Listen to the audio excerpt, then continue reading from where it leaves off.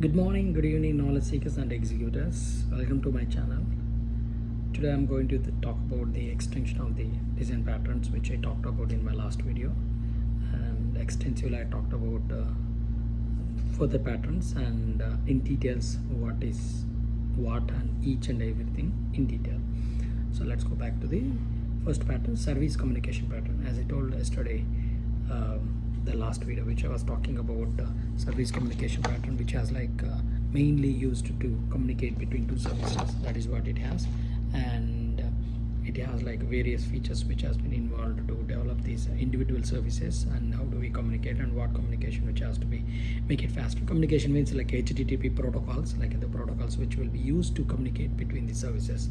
So when we are talking the communication is in English, which is the communication between services, has a language which is called HTTP protocol, through protocol which we will be passing the information and getting the response between the services. So first one is request and response. Basically it's a typical thing where you synchronous communication, where you pass the request and get the response. So that is what typical request and response services. And the second one is event driven. Basically it talked about event based mechanism. Mainly it is a mid-sized scalable applications which will be used and which has producer and consumer, where the moment event has been published, the producer it's that is the one a triggering point, producer will post that message into the event and the consumer will pick it up. So it's mainly used for the between the event driven and listener between there, and pull based and push based things which will be there in the pub sub. That is in the third layer, which is talk about a pub sub, where the publisher and subscriber which will be used to a topic, and through the topic the publisher will post the message and the consumer will pick up the message. So that is what subscriber will consume the message through the topic. Publisher doesn't know how many consumers, how many subscribers are available and all those things. He doesn't care about all that. He just push the messages to the topic, and whoever subscribed to that particular topic, they will be consuming the messages. So mostly this will be used for the high level, high scalable, high tolerance applications which will be used.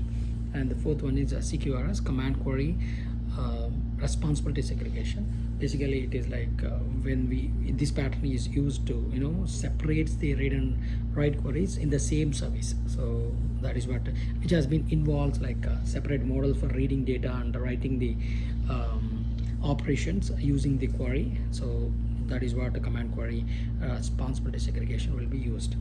And the next one is CQRS, and the next one is called decentralized, which is called about orchestrator. So basically this choreography, not orchestrator. Orchestrator means it is centralized, and choreography is a decentralized, which is talking about collaborate and communicate with each service directly, usually by exchanging the information, the events and messages. Each service is that is what it is decentralized. So each service is responsible for that particular activity. So you don't have a one particular service which will be calling all the services and together finally giving the output. So this is a decentralized, which is doing individual services can be playing as a strong layer between the communication of the services. That is what the choreography. And the API gateway, very important thing. Nowadays people are talking about APIs and all these gateways which will be used to communicate in an asynchronous manner, where synchronous or asynchronous, where you pass the information. You don't require to publish your information to the consumer, to the whoever the downstream systems. Through the API gateway you will not you never expose your services through only API. URL will be usual to the downstream systems, and you publish the services into that API gateway. You have a lot of mechanisms behind that, 42 crunches and conformance scans. All these things will be available in the API gateways. You publish your services through API gateway.